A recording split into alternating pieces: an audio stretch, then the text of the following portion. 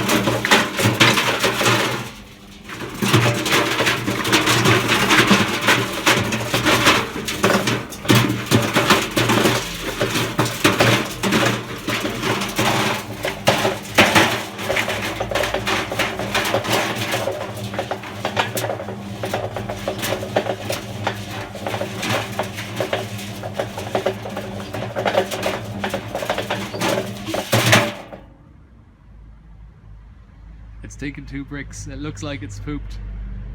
I suspect it fell off or crushed one of the shock absorbers on that second brick. It is. Oh!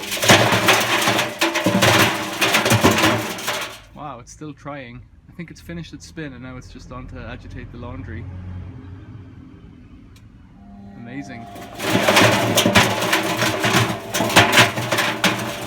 It's just going back and forth now because there's no water to pump out. It doesn't try to keep spinning. I think we're going to call it a day at that.